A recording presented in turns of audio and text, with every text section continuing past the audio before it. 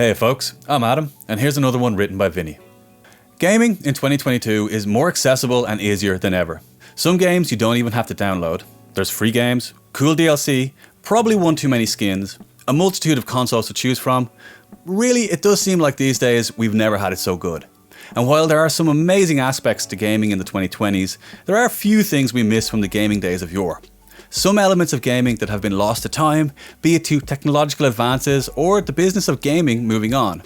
Leave your nostalgia at the door, here are 5 things we feel gamers miss from the olden days.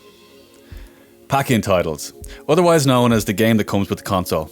They still exist these days, and many consoles do come with choices of bundles for the consumer. However, these usually arrive sometime after the console's initial release, and it's rare that these bundles last for very long. Pack-in titles of yore were essentially the embodiment of a system for many people. At a time when games were far more expensive and libraries were smaller, the pack-in titles were often the only game that gamers played for weeks or months after getting their system. With literal millions playing the same game at the same time, a pack-in title had to sell the system in the first place. Then keep someone interested long enough to want another game when their next birthday rolled around. Some were absolutely perfect introductions to a console's power and potential. Some were decidedly poor, like Altered Beast. When a pack-in title got it right though, both the system and the game tended to enter the realm of legends. Super Mario Bros. Helped resurrect the US video games industry. Sega Master System made a breakthrough in Europe thanks to Alex Kidd in Miracle World. Sonic the Hedgehog later ignited Sega as a brand in the US. And Tetris sold the Game Boy by the millions. Before PlayStation replaced the pack-in title with a demo disc, practically every console to taste success in Europe and the US did so via a pack-in game. As optical media proliferated, demo discs spelt the end for the pack-in title. Nintendo, the last one standing in cartridges, were forced by circumstance to forego a pack-in. By the time Nintendo got around to releasing N64 in '96 and '7, their competitors had dropped their prices to around $199. Even though Nintendo did eventually match this sub $200 price, unfortunately a pack-in was off the menu for launch. Nintendo would eventually create somewhat popular GoldenEye 007 and Super Mario 64 sets in some regions, but by then the golden age of pack-ins had come and gone. The pack-in managed one last hurrah though, as Nintendo needed something accessible to ease non-gamers into the Wii's motion controls. Like Tetris, Wii Sports introduced its parent system to those outside the traditional image of a gamer. Surprisingly, also like Tetris, its parent system sold over 100 million units. There may be a lot of things we take for granted as gamers these days, a topic we'll be covering in a future video by the way. But one thing I think everyone except the games publishers really misses is that sweet spot in the elder days of optical disc formats, where games were huge, content-filled monsters. Developers went wild, filling the expanded space afforded by CDs or DVDs with gaming content before adding in extras like hidden scenarios, unlockable characters, or alternate endings. Before Xbox and Xbox 360 made console DLC possible, developers threw the extra content in to round off the package. For a sweet decade or so, shaving off integral parts of a game to sell later wasn't possible, for so many reasons. If they wanted to ask for more money, they needed a decent chunk of content to sell. Often it had to be big enough to stand alone. Veritable extra-filled experiences from the time include the Resident Evil series, Metal Gear Solid 1 and 2, WWF SmackDown, Tony Hawk's Pro Skater 1 and 2, all of which contained the type of content that would be sold online in later years.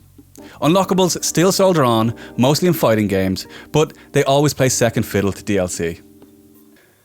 Another facet of gaming's past that has been erased by economic opportunity is the provision of cheat codes. While cheat codes began as an easy way for devs and playtesters to skip to certain parts of a game or test a mechanic to its limit without having to worry about lives or health, they eventually became a fun extra added or left in by devs. Some codes became part of public consciousness. The Konami code and the debug menu for Sonic 1 are almost as well known as the Lord's Prayer. Reading a cheat code in a gaming magazine could bring a game back to life for a few more weeks, and it was always such an amazing surprise if you found one yourself. Unfortunately, games don't carry cheats anymore because the devs could sell the types of things that were previously unlocked with codes.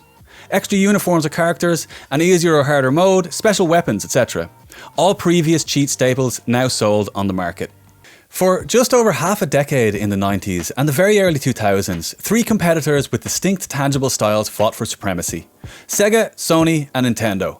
Each adopted vastly different approaches to console design for their 5th gen offerings. Both Sega and Nintendo had pre-established fan bases who expected certain things from games on their consoles. A huge cohort of Sega's fans had come from the arcade. The rest had been sucked in by exciting, immediate arcade-style home gaming. Nintendo fans expected depth, innovation and longevity. It's also notable that Sega skewed older in its marketing. The company pitched its 16-bit Mega Drive Genesis as the edgier, cooler system for teens. Sony, on the other hand, was the new name in town. Free from fan expectation, they were free to go wild creating an identity for the PlayStation. Nintendo owned your childhood, Sega was your adolescence, Sony wanted to bring you into adulthood. Their three machines were completely different as the three companies approached the nascent console 3D boom. Rather appropriately, from three different perspectives. PlayStation's wobbly vertices and jiggly yet detailed textures, Saturn's pixelated mess, quadrogonal polygons and love of dithered transparencies, N64's blur and low detail textures undermining its precise polygons and perspective correct texture mapping. The dawn of the 6th gen saw a similar setup. Nintendo's GameCube would produce vibrant and clean images with games mostly aimed at a younger audience or those who had grown up with their intellectual properties. Sega continued to mine their arcade hits or produce games similar to arcade experiences, save for some notable exceptions on their Dreamcast. PlayStation 2's opening years produced a rounded and mature library. However, as the 6th gen wore on, the proportion of exclusive games began to shrink. When Xbox entered the market, it pulled in a few games from Dreamcast to add to its own library. Later, they seemingly tried to port every single successful PS2 title, or tried to muscle in on any sniff of an upcoming non-first party PS2 exclusive. These days, PlayStation and Xbox libraries are mostly the same games with minimal difference, as multi-platform games have come to dominate the market. The big three is artistically closer to a big two these days. Sony's stable of first and second party exclusives are the only thing between the blue and green corners becoming indistinguishable as Xbox struggle to release meaningful exclusive content. Probably the least dewy-eyed of the five is the issue of ownership and permanency. With the first generation of console designed with digital ownership in mind now long obsolete, the time is already upon us where games you purchased for your console may no longer be available. A growing number of gamers had previously expressed fears of entire libraries being denied to consumers. The demise of original Xbox support is only the beginning, as the market was only dipping its toe in the digital pool at the time. Wii's digital libraries and selection of virtual console titles are also long gone. The day is coming when support for the most basic of 7th gen console services will cease. Online support for PS3 and Xbox 360 marketplaces and content libraries are on their last legs. These consoles were where digital began to carve out a significant market share, so it will feel like we have crossed the Rubicon when paid-for content on PS3 and Xbox 360 becomes unavailable for download. When you bought a game before the rise of digital, it would work for as long as the medium survived. With careful handling, physical media can last decades or even centuries depending on the tech. Entire industries have grown up around collecting and playing games made 40 years ago and counting. But unfortunately, with the average consumer being happy with the idea of games on demand and a little incentive for publishers to maintain their digital back catalogue for free, we may not have much say in the future of the games that we grew up with. A sad thought, which I hate to end on, so I've some questions to leave you thinking.